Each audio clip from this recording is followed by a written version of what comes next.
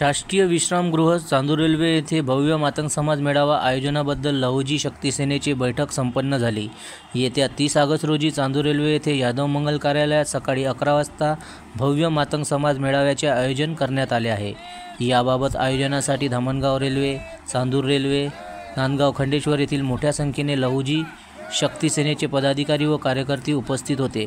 या भव्य मातंग समाज मेळाव्यामध्ये विधान परिषद आमदार अमित गोरखे यांचा सत्कार आयोजित करण्यात आला आहे। त्याचप्रमाणे मातंग समाज बांधवांना विविध योजनांबाबत माहिती सुद्धा देण्यात येणार आहे। तरी सर्व मातंग समाज बांधवांनी मेळाव्यामध्ये उपस्थित राहण्याचे आवाहन लहुजी शक्ती सेनेचे पदाधिकारी व कार्यकर्त्यांनी केले आहे। यावेळी लहुजी शक्ती सेनेचे जिल्हा उपाध्यक्ष रणजित पाटेकर, तालुकाध्यक्ष विनोद तिर्ले, तालुका उपाध्यक्ष गजानन ताकतोडे, शहराध्यक्ष निलेश वानखेडे, वसंता वानखेडे, बाळासाहेब स्वर्गीकर, ज्येष्ठ समाजसेवक रमेश अवचार, सुधाकर खडसे, अनिल वानखेडे, अरविंद पायघान, गजानन गवडी, दुर्गेश वानखेडे तथा मोठ्या संख्येने लहुजी शक्ती सेनेचे पदाधिकारी व कार्यकर्ते उपस्थित होते। जनसमर्थन न्यूज, चांदूर रेल्वे। आज लहुजी शक्ती सेना धामणगाव रेल्वे विधानसभा मतदारसंघाची बैठक शासकीय विश्रामगृह धामणगाव रेल्वे येथे पार पडलेली आहे।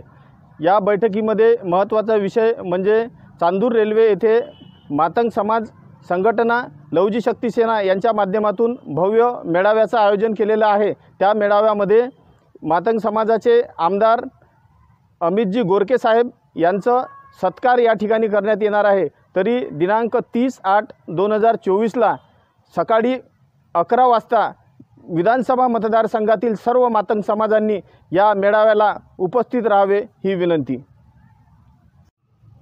सर्व मातंग समाजातील माझ्या बंधू भगिनींना विनंती करतो, बरेच वर्षापासून मातंग समाजाचा कुठेही मेळावा नाही, संघटन नाही। यासाठी धामणगाव रेल्वे मतदारसंघ, चांदूर रेल्वे मतदारसंघ, नांदगाव खंडेश्वर या तिन्ही तालुक्याच्या वतीनं चांदूर रेल्वे येथे दिनांक 30 तारखेला 30 ऑगस्ट या दिवशी भव्य मातंग समाजाचा मेळावा आयोजित करण्यात आलेला आहे। त्यासाठी जास्तीत जास्त मातंग समाजातील बंधू भगिनींनी या कार्यक्रमाला हजर राहावं। माननीय अमितजी गोरखे साहेब आपले मातंग समाजाचे आमदार यांना खास मातंग समाजाच्या भेटीसाठी येथे पाचारण करण्यात येणार आहे। त्यासाठी तिन्ही तालुक्यातील जास्तीत जास्त लोकांनी या कार्यक्रमाला हजर राहावं आणि कार्यकर्त्यांनी सर्व संघटन करून सर्व समाज एकत्रित करून या मेळाव्यामध्ये उपस्थित करावा ही माझी विनंती।